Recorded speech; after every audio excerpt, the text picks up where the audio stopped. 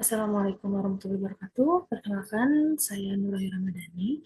Pada kesempatan kali ini saya ingin menjelaskan secara singkat terkait pembahasan dari sesi ke-11, yaitu terkait e-business dan e-commerce yang dijadikan untuk pemenuhan tugas terstruktur mata kuliah Sistem Informasi Manajemen. Saya akan menjelaskan. Yang pertama terkait e-business. Jadi e-business ini memiliki arti sebagai penggunaan teknologi internet oleh para pengusaha untuk membuat perubahan pada proses bisnisnya yang telah dilakukan. Gitu.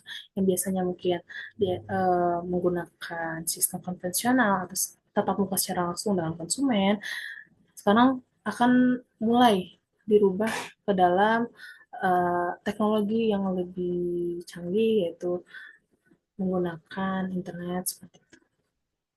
Selanjutnya itu ada terkait jenis-jenis e-business.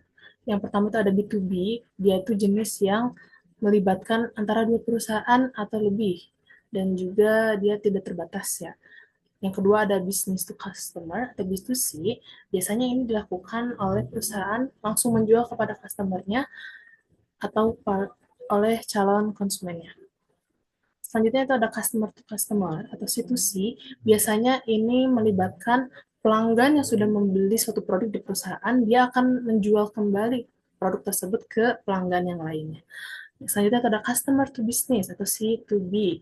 Biasanya ini dilakukan oleh customer yang melakukan eh, bisnis dengan perusahaan. Mungkin bisa dibilang contohnya seperti pengusaha catering atau UMKM catering, dia melakukan kerjasama dengan perusahaan untuk memenuhi kebutuhan makanan di perusahaan tersebut.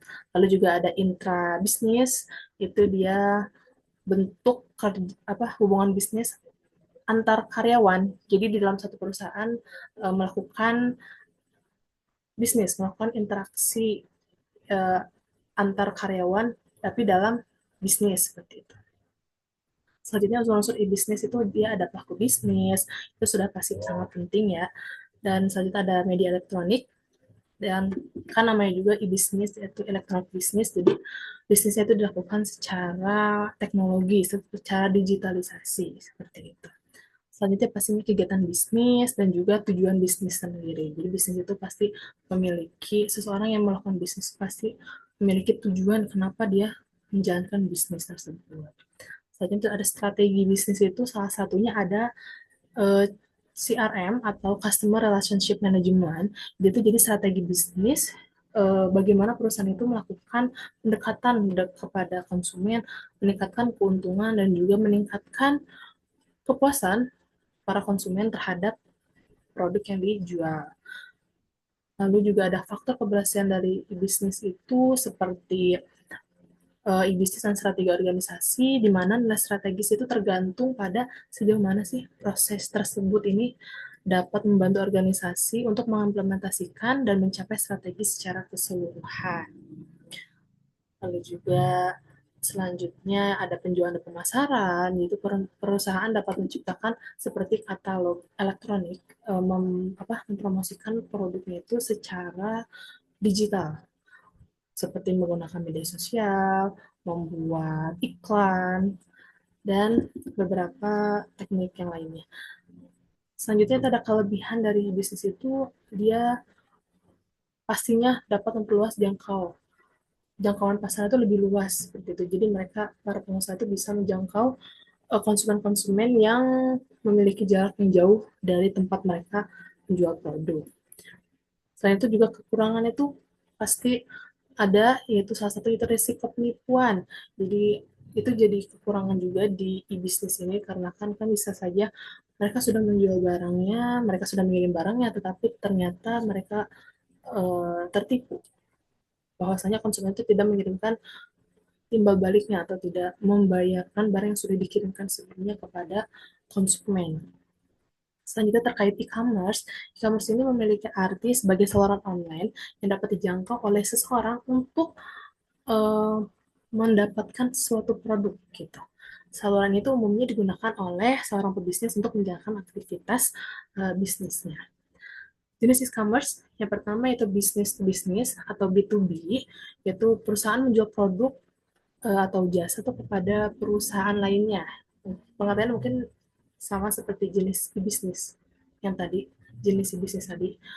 Selanjutnya ada business to customer, itu dia perusahaan menjual langsung kepada customernya, menjual langsung produknya kepada customer seperti itu. Selanjutnya ada customer to customer, ya bisa dibilang juga seperti yang tadi, itu situs ini terdapat pihak ketiga yang menjadi perantara antara penjual dan pembeli gitu.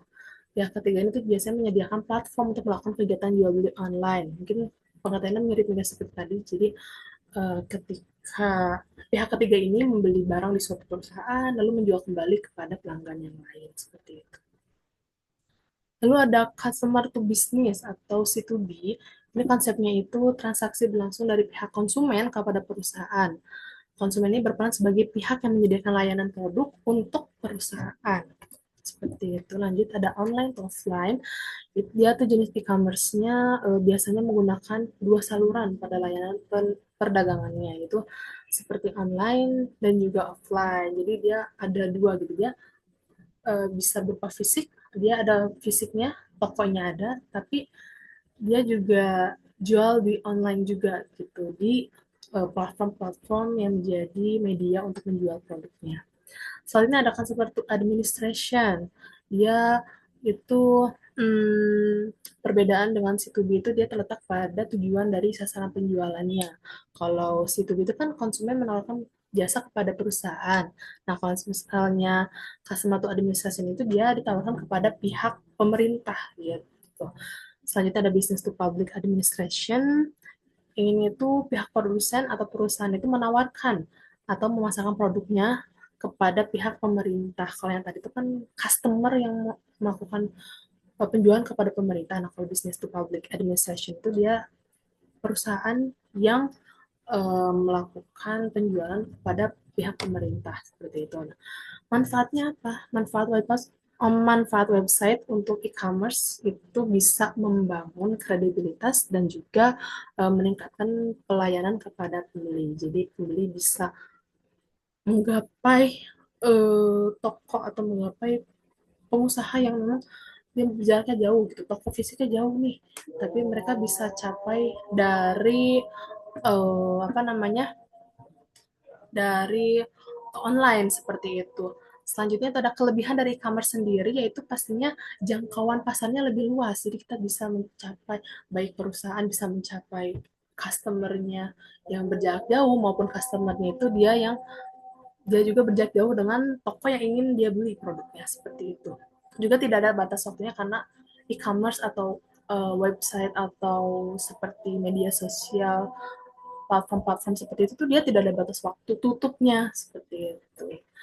Tapi ada kekurangan juga dari e-commerce ini, yaitu terkait masalah keamanan dan ketidaksesuaian produk. Terkadang kan kita kalau misalnya membeli barang secara online itu dia terkadang barangnya tuh kok tidak sama dengan yang di asli, yang di tidak sama dengan yang digambar. Misalnya digambar tuh warnanya cerah, tapi ketika datang tuh kok warnanya lebih gelap seperti itu. Itu kekurangan dari e-commerce-nya.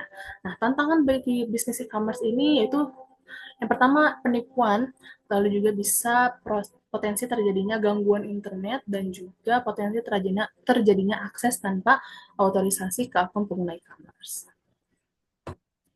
Lalu selanjutnya, perbedaan antara e-business dan e-commerce itu, kalau e-business itu dia cakupannya itu lebih uh, memiliki cakupan yang lebih besar gitu dibandingkan e-commerce gitu. Kalau e-business itu cakupannya terkait modal, sumber daya manusia. Kalau misalnya e-commerce itu hanya terbatas pada praktik jual belinya saja yang menggunakan jaringan internet seperti itu. Sistemnya juga diperlukan untuk membangun sebuah e-business itu jauh lebih rumit. Jadi sistem yang digunakan oleh e-business itu jauh lebih rumit daripada e-commerce. Kalau misalnya e-commerce itu dia cukup membutuhkan sistem penjualan yang terdiri dari rincian dan juga analisis saja. Jadi dalam segi penjualan barang atau jasa saja. Baik, mungkin cukup sekian penjelasan singkat dari saya terkait sesi ke-11 mengenai e-bisnis dan e-commerce sebagai pemenuhan tugas terstruktur mata kuliah Sistem Informasi Manajemen. Mohon maaf apabila ada salah kata dan bahasa maupun dalam penjelasannya. Terima kasih. Wassalamualaikum warahmatullahi wabarakatuh.